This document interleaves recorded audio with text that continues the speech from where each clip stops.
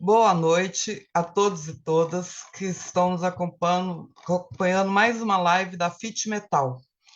Essa live é uma das atividades promovidas pela Federação Interestadual dos Metalúrgicos e Metalúrgicas do Brasil, em comemoração ao mês de março, ao 8 de março, ao Dia Internacional das Mulheres.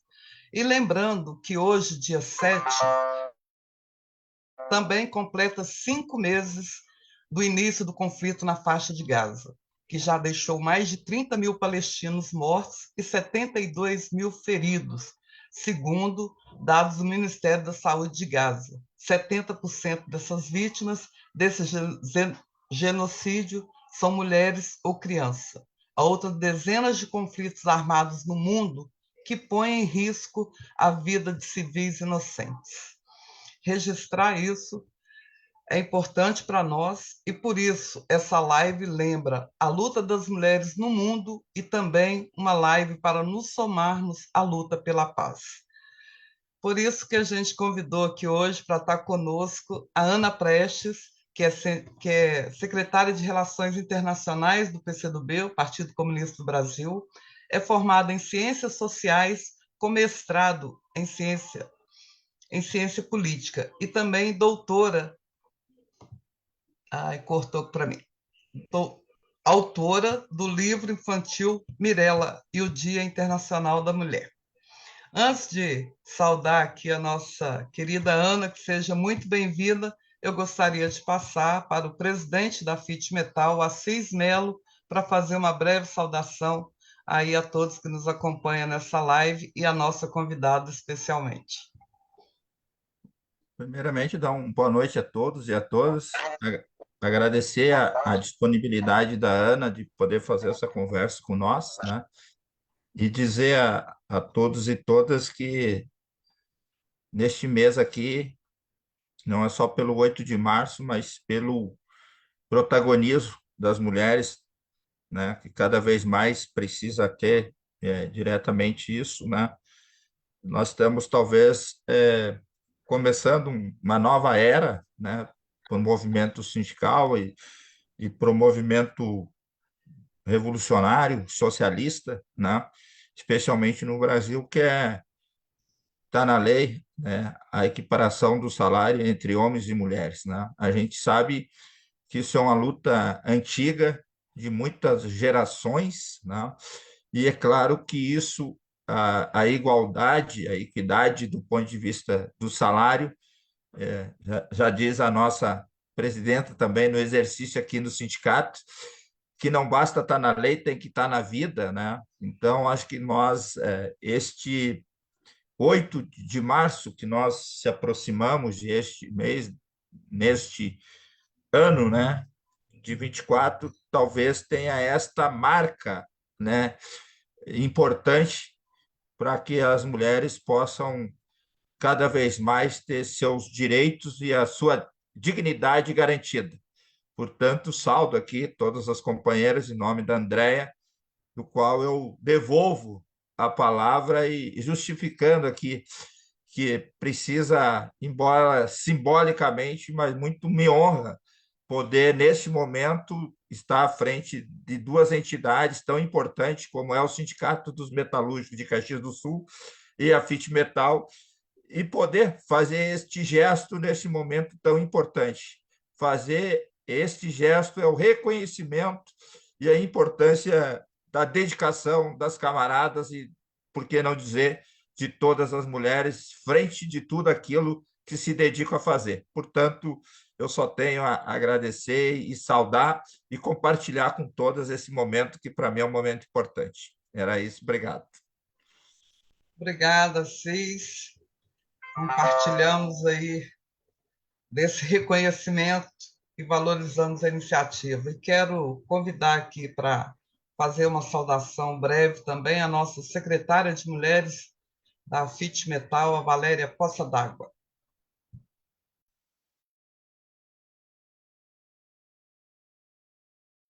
Vocês estão me ouvindo, gente? Boa noite.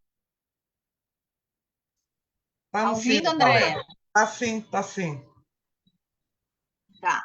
Então tá, eu quero fazer uma saudação muito rápida, porque o nosso tempo é exíguo. Então, primeiramente, agradecer a presença da Ana Prestes, que aceitou o nosso convite para trazer a pauta dessa tão sensível história da questão das lutas, né, das guerras, em que as mulheres são as maiores vítimas, mulheres e crianças. Agradecer ao nosso presidente Assis, parabenizá-lo pela pela, pelo reconhecimento de colocar nesse mês de março mulheres dirigentes sindicais à frente principalmente a Andréa Diniz, que hoje é a nossa presidenta em exercício, e a outra nossa camarada, Eremi Melo, que está presidindo nesse momento os sindicatos metalúrgicos de Caxias do Sul. Isso é um grande avanço para nós.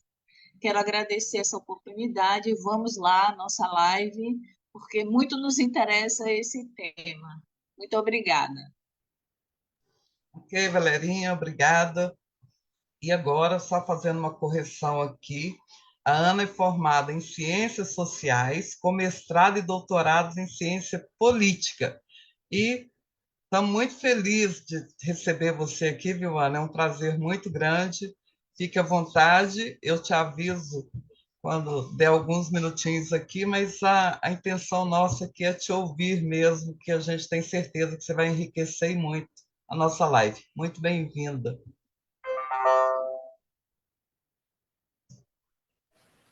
Obrigada, Andréia. Obrigada, gente. Quero agradecer também ao Assis, agradecer a Valéria, que falou agora, agradecer ao André também, por ter feito o convite, a ponte. Estou feliz por poder estar aqui hoje, essa noite. Eu queria trazer alguns elementos assim do que significa esse 8 de março de 2024. O 8 de março, há muito tempo, tem toda uma história aí sobre o 8 de março, mas ele vai se transformando e vai se renovando com a gente, né? Quando eu falo a gente, falando nós mulheres mesmo, que movemos a cada 8 de março toda a nossa energia, toda a nossa mobilização para projetar aquelas lutas que são as mais fortes, que são as mais candentes para nós e que falam mais fundo em cada uma de nós. E dentro de nossas diferenças entre nós, mulheres, diferenças políticas, diferenças sociais, diferenças culturais, dentro de toda essa miríade, essa enorme diferença que podemos ter entre nós, há sempre algo de essencial, há sempre algo de fundamental que nos une, né? Há uma certa essência aí que nos une, que nos faz termos identidade, né, com as mulheres de todo o mundo e muita solidariedade. Eu acho que as mulheres elas dão aula de solidariedade e elas dão aula de solidariedade internacional. Realmente as mulheres sentem as dores de todas as mulheres pelo mundo. Eu acho que a gente pode dizer isso, que as mulheres elas de fato sentem as dores. E por falar em dores, eu queria aproveitar a oportunidade de falar com vocês hoje. Estava pensando, quando estava preparando minha fala, no final do ano passado, nos 16 dias de ativismo, que na verdade para nós aqui no Brasil são 21 dias de ativismo, né? Porque nós colocamos aí o 20 de novembro como Dia da Consciência Negra, então nossos dias de ativismo ali no final do ano, eles começam antes, né? Não começam só no dia 25, que é a data estabelecida já há algum ano, que também tem toda uma história sobre essa data. Mas o que eu queria dizer é que nessa oportunidade nós fizemos, como Foro de São Paulo, que é uma plataforma de partidos políticos aqui da América Latina, mas que bebe da experiência de todo mundo, porque o Foro de São Paulo ele é sempre frequentado por partidos de todo mundo, de todos os continentes, nós temos sempre muita participação, e nós fizemos um documento, que depois eu posso partilhar com vocês, um documento sobre a questão da violência contra as mulheres, e E isso tá relacionado à busca pela paz, está relacionado também à luta pela paz. Há muitas guerras em curso no mundo. Obviamente que nós sabemos da situação da Ucrânia, nós sabemos da situação que é a mãe, né, de todas as nossas, mãe de toda a nossa solidariedade nesse momento, que é a Palestina, as mulheres da Palestina, as guerras que acontecem no Sudão e no Sahel, na região do Sahel, na África, né, aquelas várias guerras, estamos conectados com todos. Mas aqui na nossa região também, na América Latina e no Caribe, há muita violência acontecendo contra as mulheres. E aí eu queria partilhar com vocês alguns dados que nós, naquela época, levantamos e que continuam sendo muito atuais, né, infelizmente, nesses últimos meses. Aí nada mudou tão substantivamente. Então, alguns dados que a gente trouxe nesse documento, o primeiro foi um dado da ONU Mulheres, da OMS, que diz que em todo o mundo, 1 em cada 3 mulheres é vítima de algum tipo de violência ao longo da sua vida, Então, isso é muito, né? Você pensar que a cada 3 mulheres, pelo menos uma, né, em todo o mundo, ela é vítima de algum tipo de violência durante seu período de vida, é um número muito, muito, muito alto. Além disso, e essa violência ela pode ser física, psicológica, de cunho sexual, ela tem vários tipos, e pode causar, especialmente a violência doméstica, né? A gente sabe, pode causar depressão, ansiedade, estou com um documento em espanhol, gravidez não desejada, infecção, etc. Mas um dado que eu queria falar para vocês. A América Latina, ela tem 14 dos 25 países com maiores números de violência doméstica em todo o mundo. Eu sempre acho esse dado muito alarmante. Isso é uma guerra particular, isso é uma guerra também. Você pensar que dos 25 países em todo o mundo onde há mais violência, 14 deles estão aqui na nossa região, estão na América Latina e no Caribe. Essa violência, ela resulta no feminicídio. Então, a gente está acompanhando hoje, ao longo do dia, estão saindo muitos dados sobre o feminicídio aqui no Brasil. Em média, 5 mulheres ou crianças, meninas, são assassinadas a cada hora no mundo por alguém da sua própria família.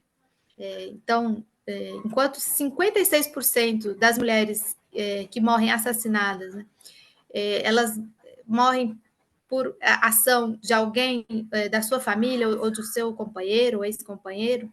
Se a gente for comparar esse número com os homens, apenas 11%. Então, de 56% para as mulheres, 11% dos assassinatos de homens ocorrem em ambiente doméstico, em ambiente privado. Aqui tem uns dados mais antigos, sobre feminicídio em 2021 ainda, com certeza esses dados já foram atualizados, mas são cerca de 12 mortes por dia na nossa região. E também, com essas mortes, a gente sabe que são crianças que estão perdendo suas cuidadoras, né, estão perdendo suas principais responsáveis. Em todo o mundo, pelo menos 6% das mulheres de todo o mundo, elas tiveram a capacidade de denunciar uma violência sexual. E a gente sabe que esse número ele é muito inexato, porque existe todo um estigma com relação a essas denúncias, né? E o grupo que é mais vulnerável é o grupo das jovens, né, de 15 a 19 anos, principalmente. Então, a gente sabe que esse é um dado que ainda também precisa ser muito bem apurado, né? A gente acabou de ter uma notícia internacional que ganhou as manchetes internacionais, que foi o caso da brasileira na Índia e tudo mais. Então, no mundo inteiro, a violência sexual ela é extremamente forte contra as mulheres. Agora, tem outros tipos de violência que a gente fala menos sobre eles e que eu queria também trazer, por isso que eu trouxe esse documento para comentar com vocês. Tem uma violência que a gente fala menos, que é, por exemplo, a provocada pelas mudanças climáticas. Porque com as mudanças climáticas você tem deslocamentos forçados, cada vez mais, Inclusive, já existem estudos que mostram que hoje já há mais deslocamentos forçados por mudanças climáticas do que por conflitos e guerras propriamente ditos. A mudança climática ela também gera insegurança alimentar, escassez de recursos básicos como a água, a comercialização de meninas refugiadas durante esses processos de deslocamento, as violações, né, as violências sexuais, também por conta desses deslocamentos, casamentos forçados, esses são dados mundiais e sobre os quais a gente fala um pouco, e eles afetam especialmente as mulheres. A gente sabe que afetam especialmente as mulheres. Então, até quando a gente fala de mudanças climáticas, e que é uma grande realidade no mundo hoje, nós estamos falando principalmente de mulheres atingidas. Né? Então, são dados sobre isso. Existe também outro tipo de violência, que é a violência do tráfico das mulheres e das meninas, e que é uma...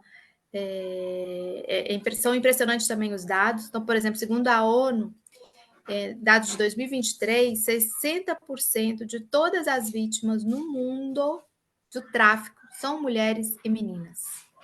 Aqui nas nossas Américas, aqui a gente está contando lá desde cima, né, desde do Canadá até a Patagônia, 80% de todos os casos identificados são de mulheres e meninas, e 70% são com razão, motivo de exploração sexual. Tem outras motivações, como trabalho forçado, ou trabalho análogo à escravidão, a servidão doméstica, a exploração infantil, o tráfico de órgãos, tudo isso. Mas imagina, a grande vítima também é a mulher, então são as mulheres. Tem um dado também que a gente já falou muito sobre ele no último período, que é a violência que ela foi derivada da pandemia da Covid-19. Então, a pandemia da Covid, ela intensificou a violência contra as mulheres, ela aprofundou as desigualdades estruturais, ela atrasou em décadas o progresso da participação das mulheres no mercado de trabalho, ela aumentou o número de mulheres que vivem na pobreza extrema, aumentou a carga de trabalho doméstico, aumentou fatores de risco, exposição de mulheres a risco e exposição de mulheres ao risco muito acentuado da violência doméstica, nós sabemos disso.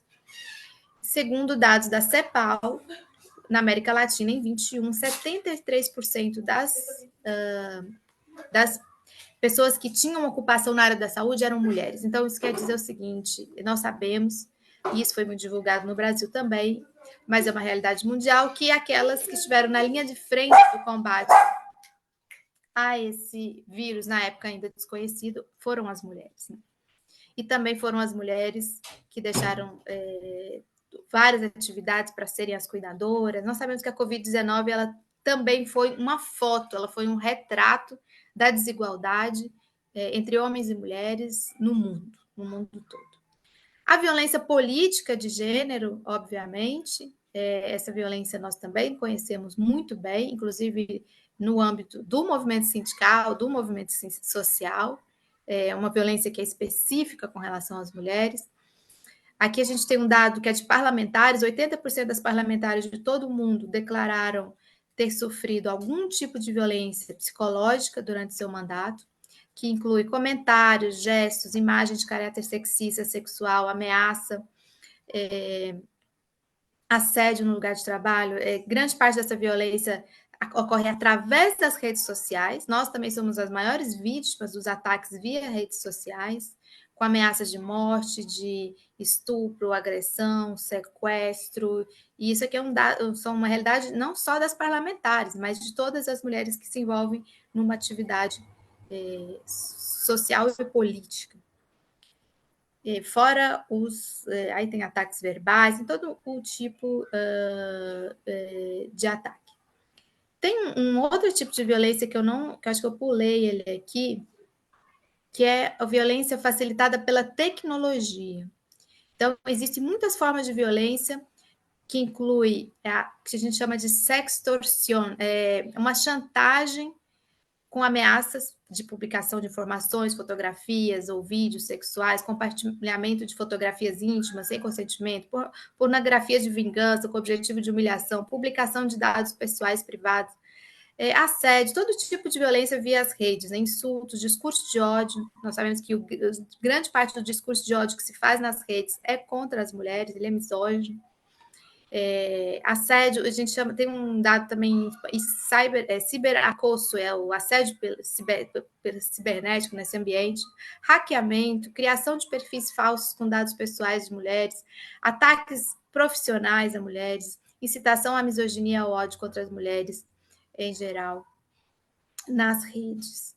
Então, esse foi um documento que a gente fez, depois eu posso compartilhar com vocês, que a gente fez uma espécie de fotografia na América Latina e no Caribe, mas também com dados de todo mundo. Tem um outro documento também que é muito bom, mas que eu não vou poder explorar muitos dados dele aqui hoje, mas posso compartilhar com vocês também, que é o Panorama Social da América Latina e do Caribe, feito pela CEPAL. Todo ano eles fazem esse documento. Então, já tem o de 2023, que é o referente ao ano passado. E aí, quando eles fizeram no ano passado um eixo com relação ao trabalho, então, a inclusão laboral como eixo central para o desenvolvimento social inclusivo, né? Que não fizeram talvez uma tradução tão boa do espanhol, mas esse documento ele mostra dados impressionantes de como continua a diferença entre homens e mulheres profunda, como essa diferença ela é profunda. Sabe, vou citar um dado sobre a questão de estudo e trabalho, que é uma preocupação especial de jovens, né? O dado é o seguinte: mais de 70% das pessoas jovens que não estudam e não estão empregadas no mercado de trabalho são mulheres, aqui na nossa América Latina e Caribe. Assim, são dados impressionantes e que mostram uma espécie de guerra particular que nós travamos também, como mulheres, aqui na nossa América Latina e no Caribe. Então, esse era um aspecto que eu queria dizer, falar com vocês, assim, ao compartilhar minhas ideias sobre esse 8 de março. O outro aspecto, que é um aspecto mais político, digamos assim, é que nós vivemos um momento de muita projeção de grupos fascistas, neofascistas, ultradireita no mundo.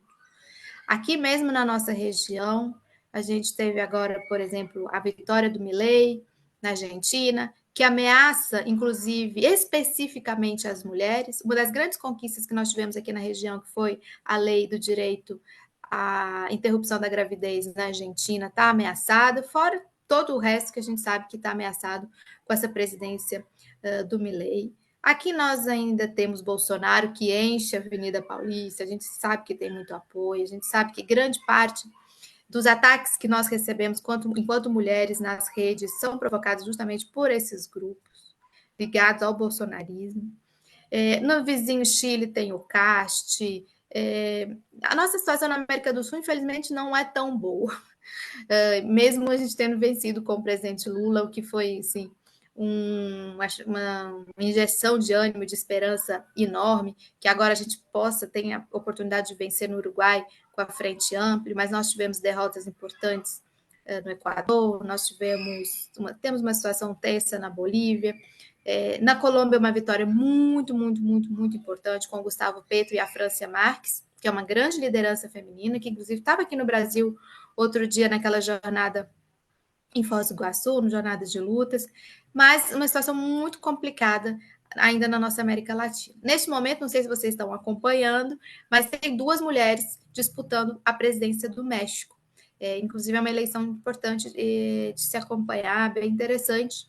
É a primeira vez que uma mulher vai presidir o México, quase com certeza, porque as duas candidatas são favoritas, é muito difícil. Tem um azarão aí que passa, e elas, embora na política, a gente sabe que sempre pode haver surpresa. E lá, a candidata da esquerda, a candidata indicada pelo partido do López Obrador, que é o Morena, é a Cláudia Sheinbaum. E é uma mulher muito, muito, muito, muito forte, muito mesmo, assim, eu recomendo que olhe. Então, importante que ela vença para a América Latina, e também mais uma mulher ocupando o espaço de poder aqui na América Latina. Já tivemos mulheres, temos uma mulher presidindo Honduras também, a Xiomara Castro. Já tivemos aqui no Sul mulheres presidindo, a Dilma, a Michelle Bachelet, Cristina Kirchner. Então, as mulheres também ocupando espaço na América Latina. E para terminar já a minha fala, que eu acho que já passei do tempo que a gente tinha estabelecido, e para ter mais tempo também para debate, para que as pessoas possam comentar ou perguntar, o grande foco desse ano, gente, não tem jeito, é a Palestina. O que está acontecendo na Palestina é inominável. É difícil até encontrar palavras para o que está acontecendo na Palestina, é o grau de massacre, de genocídio, de limpeza étnica, de caça, quase uma caça, parece, as crianças e as mulheres grávidas com os bebês no seu ventre. É o sionismo mostrando todas as suas faces, toda a sua cara, totalmente desnudado, sem nenhum filtro, sem nenhum constrangimento, sem nenhuma meia-culpa, sem nenhuma, aparentemente, sem nenhuma necessidade de demonstrar. A única coisa que eles falam é o 7 de outubro, e o Hamas e o 7 de outubro, mas isso aí já caiu num vazio. Mesmo esse documento que eles soltaram essa semana, especificamente, que a ONU soltou essa semana, especificamente sobre se houve ou não violência sexual nos ataques do Hamas no 7 de outubro, um relatório em que a própria relatora diz que Israel não cooperou com a investigação, então ela não tem provas cabais, ela não tem uma investigação profunda, porque Israel impediu que fosse feita a investigação, e mesmo Israel impedindo a investigação, Israel foi o primeiro a utilizar esse documento para ataques, inclusive ataques diretamente ao presidente Lula. O chanceler de Israel, que é o Israel Katz, ele adora brigar com Lula no Twitter, parece que é a preferência dele, então ele usou esse documento para atacar Lula, falar assim, espero que o Lula não esqueça de quem ele apoia. Está querendo dizer que o presidente Lula apoia o Hamas, que o presidente Lula apoia atos terroristas, esse tipo de coisa. Então, é de uma hipocrisia enorme, uma capacidade, uma disfarçatez de não participar das negociações. Agora mesmo, desde domingo, estava acontecendo mais uma rodada de negociações no Cairo. O Israel não mandou representantes. Está uma negociação que está sendo mediada pelo Egito, pelo Catar, participação dos Estados Unidos também. E, obviamente, das lideranças palestinas, principalmente o Hamas, que é o principal grupo palestino envolvido nessa etapa desse massacre, porque essa é uma etapa, gente, e sempre a gente tem que falar isso para todo mundo com quem a gente conversa e com quem vem com a história, mas e o Hamas? E o 7 de outubro? E o Hamas? E o 7 de outubro? Sim, só que essa história começou lá atrás, há muito, muito tempo. Já são 7 décadas de massacre, de expulsão, de extermínio, de prisões de crianças, morte e assassinato de crianças, de impedimento à vivência de Jerusalém, que é, pelos acordos, uma cidade sagrada de várias religiões. E agora nós estamos no dia 7 de março, amanhã, dia 8, Dia Internacional da Mulher, e no dia 10 de março começa o Ramadã, que é o momento mais especial para a religião islâmica, um mês em que eles jejuam e fazem seus rituais, e que eles usam tantas armas de guerra que até o ataque ao Ramadã também é uma arma de guerra, né? Eles têm usado a fome como uma arma de guerra, a privação total de recursos, de água potável, de medicamentos, tem um carregamento de filtro de água brasileiro impedido de entrar. São caminhões e caminhões e caminhões de ajuda humanitária enfileirados naquela região ali com a fronteira com o Egito, no Rafah, mas também no norte, na tentativa de passar pela Cisjordânia, impedido. E a grande vítima são as grandes vítimas aí são as mulheres. Dos 30 mil mortos, já calcula-se que 25 mil são mulheres e crianças. é uma tentativa realmente de... É um genocídio mesmo, porque é uma tentativa de extermínio total de um povo. Porque você acaba com a infraestrutura, você obriga as pessoas a saírem.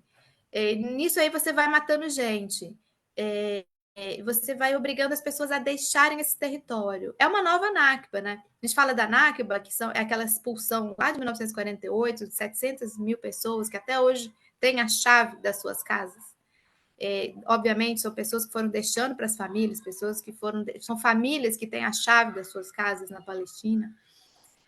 Essa organização que eles retiram, e eles jogam muito, né? Uma capacidade enorme de jogar. A gente sabe, aqui no Brasil eles tentaram esse negócio de que o Brasil tinha a célula do Hezbollah e que ia fazer ataque aos judeus, toda aquela história envolveu a Polícia Federal.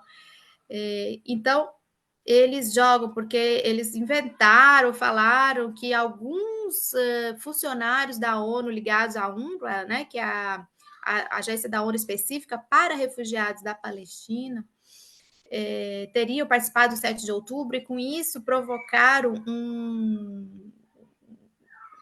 uma... A palavra que me vem é errada, desse financiamento, não existe essa palavra, mas uma retirada de financiamento dessa organização, que já tinha sido a sua infraestrutura toda arrebentada em Gaza, toda a sua infraestrutura de escolas, galpões, de armazenamento de materiais, de alimentos e tudo mais. Pessoas, são vários funcionários da ONU, inclusive ligados a essa organização mortos, inclusive e principalmente ligados a essa organização mortos.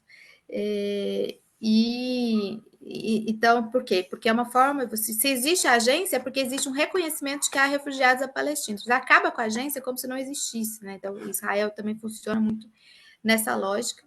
Israel se aproveita dessa relação privilegiada com os Estados Unidos, embora nos Estados Unidos hoje exista uma reação popular, protesto e tudo mais, uma dificuldade aí até do Biden para se firmar como candidato favorito, porque há críticas internas entre os democratas à postura do Biden. Ele acabou de receber não é o opositor, mas um dos adversários do Netanyahu, que é o Benny Gantz, que já foi ministro da Defesa, chefe do Estado-Maior das Forças Armadas, na tentativa de dissociar um pouco do Netanyahu, mas não tem como. O Biden hoje é conhecido nos Estados Unidos como Genocide Biden, Biden genocida. Você pode ir nas redes, colocar lá Genocide Biden, é como ele está. Se ele for eleito, vai ser eleito o Biden genocida. Então, a situação da Palestina ela é extremamente grave, alarmante, e que merece toda a nossa solidariedade, e não tem jeito. O 8 de março de 2024 é um 8 de março dedicado às mulheres palestinas de todo o mundo, porque é o significado maior da nossa luta, né? Porque é a luta em vários aspectos com relação à violência, do grau máximo da violência, que é o massacre, o genocídio, a guerra, a violência que a gente conhece, que nós também conhecemos, né, da violência sexual, do assédio, da violência doméstica, todo o escopo que se puder imaginar de violência está condensado hoje na figura da mulher palestina. Então é isso, minha contribuição, e fico assim totalmente à disposição para a gente conversar sobre outros aspectos também pelo mundo que o pessoal quiser falar. Muito bom, Ana, muito bom, e acho que você tem razão. Acho que, além da gente dedicar esse 8 de março e ser mesmo em prol das nossas companheiras, camaradas, mulheres palestinas, mas é um 8 de março para muita reflexão, né? Esse primeiro retrato que você traz, e você usou a expressão que é um retrato, e é um retrato como que a violência está presente na vida das mulheres e de muitas formas. E acho que a gente conseguir levar isso para as mulheres trabalhadoras que vivenciam várias formas dessa violência, né? Desde o ambiente de trabalho, do assédio moral, que hoje tem crescido muito, mas às vezes chega em casa, tem que conviver com a violência doméstica e a violência política. Então, acho que é um 8 de março para refletirmos e continuar firmes na luta e avançando e acho que é por isso que nós, metalúrgicos e metalúrgicas, nós trazemos os companheiros, porque eu acho que eles precisam se somar a essa luta, eu acho que é importante. Companheiros, aqui na sala nós vamos abrir agora para duas, três companheiras poder fazer uso da palavra por 2, 3 minutinhos, por causa do tempo da nossa live. Aí pode ou levantar a mãozinha ou se inscrever aqui no chat. E lógico que eu não vou perder a oportunidade. A primeira vai ser a Eremi Melo, presidenta em exercício do Sindicato Metalúrgico de Caxias do Sul. Vai lá, comandante Eremi. Boa noite, companheiras. Boa noite para vocês todos que estão aqui e quem nos assiste também. Primeiro, eu pude acompanhar boa parte da fala, que eu estava meio enrolada, resolvendo algumas questões, mas enfim. Então, eu acho bem importante o que tu finalizou, que de fato, esse 8 de março, ele tem que ser dedicado às mulheres palestinas. Que a gente já fez aqui fórum de debate em defesa da Palestina. Agora a gente tem que defender a vida das mulheres. Porque as mulheres, eu costumo dizer, por que tanto ódio contra nós mulheres? Porque matar as mulheres é matar o futuro da sociedade palestina. Matar as crianças é matar esse futuro. Então, assim, a palavra genocida, de fato, ela está correta, e o genocídio que tá acontecendo lá, de fato, está correto. Eu acho que esse ano, de fato, acho que o mundo vai se mobilizar muito nesse 8 de março, nessa sexta-feira, de fato, contra o genocídio que está acontecendo na Palestina. E aqui, para a nossa vida cotidiana, eu costumo dizer, ultimamente tenho percebido isso, que nós passamos a pandemia e agora a gente está vivendo outra pandemia, que é a pandemia da violência contra nós. Nós somos, Caxias do Sul, é a 6ª cidade do país mais violenta contra as mulheres. No estado, nosso estado, eu não sei se não está em segundo lugar do mais violento do país em matéria da questão da violência contra nós, de feminicídio e tudo mais. E isso é um retrato real. Nós aqui na nossa categoria não tem um dia que nós não tenhamos essas questões do assédio moral e do assédio sexual. Então, essas coisas aqui, eu acho que ele é um debate, que é isso que a Andrea falou, nós, os metalúrgicos, nós estamos fazendo história nesse 8 de março. O fato de eu e a Andrea ter assumido a presidência do sindicato, a Andrea da FIT Metal, isso demonstra, eu ainda falava hoje, eu acho que demonstra a grande liderança política que a gente tem como dirigente, que é isso mesmo, que a emancipação das mulheres só vai acontecer se tiver a contribuição também dos companheiros. Porque eu e a André, não estamos aqui que assim, de repente alguém acordou e nos colocou. Não, nós temos uma construção em conjunto da luta, do dia a dia e da vida. E claro que a gente ainda precisamos melhorar muito, mas esse é um fato histórico. E isso pode passar pela vida muitas pessoas, mas vai continuar sendo. Mas eu quero aqui, para finalizar, dizer o seguinte, que nós aqui no Brasil, com todas as dificuldades que nós temos sim que comemorar muito ainda a nossa democracia, porque sem ela, mesmo nós não conseguiríamos, talvez, estar aqui conversando sobre esses assuntos e tentando conscientizar outras e tantas pessoas que esse assunto faz parte das nossas vidas e nós queremos mudar esse processo. Então, por isso, manter a democracia de pé, isso passa pela mão das mulheres. Então, é isso, é essa dedicação que eu quero fazer aqui a todas as minhas companheiras metalúrgicas e também que nos está nos assistindo. E obrigada aqui pelo espaço. Eremi, obrigada. Algum companheira aí deseja fazer uma pergunta, um comentário? Enquanto vocês resolvem aí, rapidinho, eu vou aproveitar aqui para fazer duas perguntas para você, Ana. Primeiro, que você falasse um pouquinho como que surgiu a ideia do livro Mirella? Eu tenho ele, acho que é importante, é uma abordagem para as crianças, as nossas jovens mulheres, as nossas crianças, conhecer um pouco dessa história.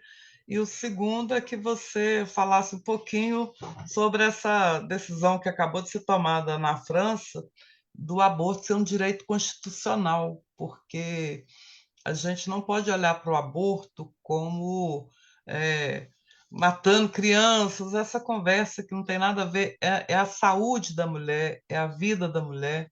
Então, você falar um pouquinho dessa conquista, igual você falou, infelizmente na Argentina está ameaçado. Aqui no Brasil, se não houvesse alteração política, que, embora ainda persista, igual você citou, o bolsonarismo, o próprio Bolsonaro continua aí, eu acho que a gente também estava caminhando para retrocessos ainda maiores aqui no nosso país. Então, seriam essas duas perguntas, mas não vi mais ninguém. O povo está tudo intimidado. Então, vou devolver para a Ana aqui. O povo concordou comigo, concordou com tudo que eu falei. Está refletindo, porque foi muita informação. Na verdade, esqueci mesmo de falar dessa questão da França, gente. A maior conquista das mulheres no mundo inteiro nessa semana foi a França, primeiro país do mundo em que a interrupção voluntária da gravidez, até a 12ª semana, se eu não me engano, ou 13ª semana, é um direito constitucional. A França tem um parlamento enorme, são quase 1.000 parlamentares. Foi um ato histórico ali no Palácio de Versalhes, né, quando teve a Assembleia do Congresso, que é como o nosso aqui, que junta senadores e os deputados e deputadas. É uma vitória enorme. E a questão do aborto, ela é uma pauta.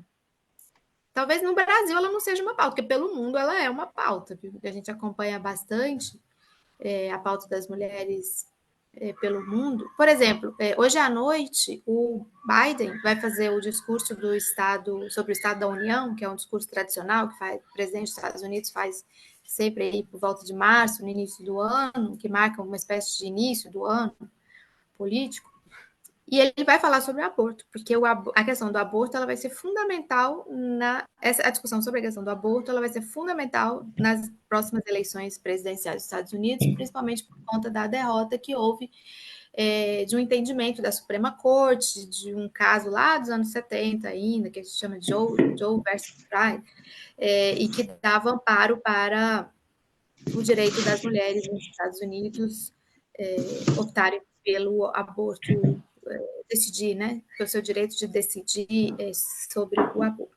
Aqui no Brasil, extremamente atrasado nesse debate. A gente não conseguiu fazer ainda como as argentinas, que elas conseguiram trazer para a esfera da saúde pública. Elas conseguiram tirar da esfera do debate moral religioso, embora exista ainda, mas o debate central elas conseguiram trazer para a questão social. Então, porque junto com a lei da interrupção voluntária da gravidez, IVA, que eles chamam lá, isso. Eu acho que é isso. Veio também a lei dos 1.000 dias, que é o seguinte: a mulher que decidir ter o bebê, mas não tiver condições econômicas, sociais, ela tem uma garantia de 1.000 dias durante a sua gestação e as primeiras semanas do bebê, primeiros anos aí do bebê, né, já nascido. Então, elas conseguiram ultrapassar, porque não é que a Argentina é menos religiosa que o Brasil. A Argentina tem um papa hoje. A Argentina é muito religiosa, o povo é muito religioso. E lá também tinha os verdes, as verdes que eram pró-aborto, pró-lei, e as azuis, né, lá teve inclusive manifestações praciadas, momentos muito parecidos com aquele nosso momento aqui, em que a gente teve que dividir a esplanada em duas, né? Lá também tiveram que dividir as ruas. Teve muita pressão, mas ganhou o debate político, o debate social, o debate da saúde. E a França, com todas as contradições que a França tem de ser um país colonial, um país que ainda tem relações coloniais, a França tem uma colônia aqui na nossa América do Sul, vocês sabem disso, que é a Guiana Francesa. Então, um país com sérias contradições, mas é um país também em que há muita mobilização por direitos. Você não tira direitos na França de forma fácil, não. Tem mobilização, tem passeata. E a luta pela conquista dos direitos também é muito forte. E a gente sabe disso, assim, Revolução Francesa, toda a história da França, né, e de como a França já iluminou muito por aí as lutas dos trabalhadores, das trabalhadoras, dos povos do mundo. Então, realmente, aquela fotografia, tanto da parte de dentro do Palácio de Versalhes, né, da presidenta do Congresso, anunciando o resultado, né, da votação, como do lado de fora, da explosão, né, de comemoração, né, das mulheres, muito parecido com a Argentina também. Na Argentina, acho que foi no 31 de dezembro, ou no 30 de dezembro, né, que a gente ficou acompanhando aquela explosão verde, né, nas ruas, porque realmente o controle do corpo das mulheres talvez é um dos maiores, não for o maior, né, embate que nós enfrentamos com o Estado, com o patriarcado, com a cultura misógina, machista, que ainda se reproduz no sentido de que nossos corpos pertencem às decisões de outros que não de nós mesmas, né? Também. Então, realmente, Andréia, obrigada por lembrar. Essa é a grande vitória desse ano de 2024, das mulheres de todo mundo, porque quando as mulheres ganham um país, todas nós ganhamos, porque a gente ganha inspiração, a gente ganha apoio para a nossa luta, a gente ganha ter mais um exemplo para a gente citar, e a gente ganha porque somos solidárias todas também entre nós. É isso. Por fim... Esqueci do Mirella. Peraí, falei tanto da Boa. Desculpa. Então, esse aqui é o livro Mirella, Dia Internacional da Mulher. Não sei se vocês conhecem. É um livro infanto-juvenil, mas eu falo que é um livro para todas as idades. Quem conhece o livro sabe que ele é um livro para todas as idades. Ele foi feito inspirado no dever, uma tarefa de escola da minha filha, da Helena, na época, ela tinha uns 8, 9 anos.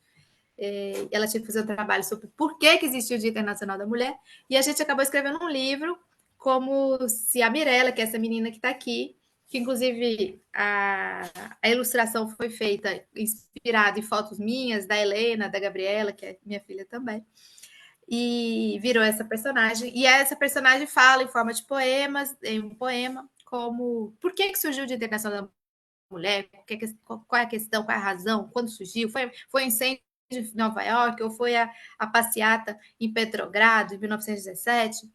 E depois, no final, é como se fossem as anotações no caderno dela, em que ela fala de mulheres, como a Clara Zetkin, ela fala da Berta Lutz, aqui do Brasil, fala da Alexandra Kollontai, fala do avanço, fala do sufragismo também, fala da luta das mulheres. Mas eu queria, André, aproveitar que você perguntou desse livro, eu queria falar de outros 2 livros aqui, que vieram depois da Mirella. Esse aqui, eu adoro ele, não sei se vocês conhecem, Minha Valente Avó. Ele é não só sobre a minha avó, Maria Prestes, que está aqui atrás de mim também, mas todas as avós e bisavós que foram lutadoras contra a ditadura. E puderam sobreviver para contar a história para seus netos e suas netas. Então, é uma avó que conta a história. Só no final que a pessoa descobre quem, obviamente pelo sobrenome, quando vê aqui que os autores sou eu, minha prima, meu primo, tudo Prestes, sabe, né? Mas não necessariamente todo mundo conhece a história da Maria Prestes, obviamente. Então, no final, fica sabendo que a história é inspirada na história de lutas e de vida da Maria Prestes, mas nós temos, inclusive, uma homenagem a várias mulheres que viraram vovós e bisavós e lutaram contra a ditadura. Tem a Dilma, tem a nossa querida Gilce Cossens aqui também, tem muitas mulheres muito inspiradoras, a nossa querida João Moraes aqui também, tem várias mulheres que viraram avós. E um outro que não é para crianças, mas eu também não é infantil, digamos assim, mas é um livro mais denso e acadêmico e tal, mas muito interessante também, que são os 100 anos da luta das mulheres pelo voto. no Brasil, na Argentina e no Uruguai, que eu coordenei, são várias autoras, tem Dilma, tem todo mundo aqui dentro também. Tem Manuela Dávila, que fez a arte, inclusive, parte gráfica do livro. É um livro muito inspirador, porque ele conta de o que as mulheres brasileiras, argentinas, uruguaias estavam fazendo exatamente há 100 anos atrás, na década de 20 do século XIX. Estavam em várias lutas, óbvio, essa não era a única luta. Elas estavam na luta pelo direito ao voto. E com as suas contradições. Por exemplo, as mulheres comunistas, elas não eram muito envolvidas nessa luta. Elas estavam em portas de fábrica, falavam assim, não, isso aí é luta de mulher burguesa, não sei o quê. Tem essas brigas todas, isso tudo tem dentro do livro. Tem racismo. Almerida Gama, que foi uma grande sufragista negra, ela tinha dificuldade de ir para as reuniões com as sufragistas da elite, porque às vezes ela não tinha nem a roupa para ir, ela falava. Então, o nosso livro, ele conta dessas contradições também. Mas para você contar as contradições, você tem que contar que teve uma luta também, né? E a luta pelo direito ao voto, que hoje nós temos o direito ao voto, mas ele foi difícil, viu? Foi difícil. A gente achava que com a República ia ter direito ao voto, não teve. Só fomos ter direito ao voto em 1930, nossa República lá de trás, 1889. Constituição de 1891 não garantiu direitos a nada das mulheres na política. Então, é uma luta muito importante, a luta pelo direito ao voto, e a gente conta nesse livro também, que eu deixei como sugestão. Ok, e onde nós encontramos esses livros? Conta para nós. Olha, na Anita Garibaldi tem todos, nas redes tem.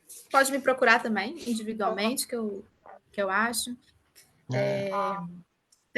Tá por aí, né? Você só jogar no Google aí que acha, e na livraria da Anita Garibaldi também, lá no site da livraria.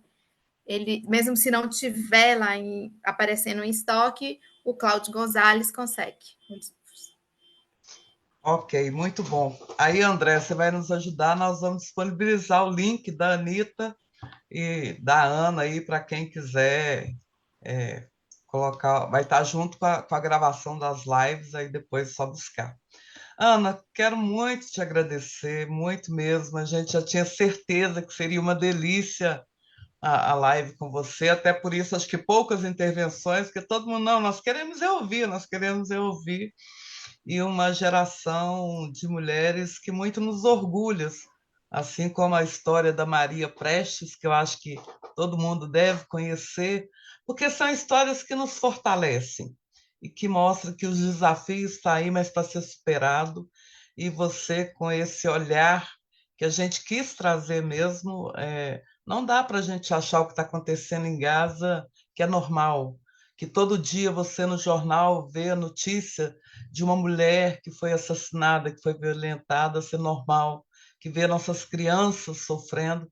Então, é esse chamado que a federação quer fazer para as mulheres fazer essa reflexão. Nós somos aí mais da metade da população. Esse ano é um ano eleitoral e nós precisamos ter olhar para isso. E quero aproveitar o gancho e convidar vocês para a próxima quinta-feira, que é o tema da nossa live, o papel que nós vamos jogar nessas eleições de 2024 em busca dos nossos avanços. E agradecendo muito a você que assistiu, teve com a gente aí, agradecer as páginas que compartilhou junto com a Fit Metal esta live. Nos encontramos aí na próxima semana e muito obrigada a todos e todas. É isso. Obrigada, Andréia. Eu que agradeço, gente, pela oportunidade, pela escuta, e estamos juntos na luta. Pela vida de todas as mulheres. Obrigada. Obrigada, Ana. Sempre. Te prendemos um pouquinho mais, mas eu tentei.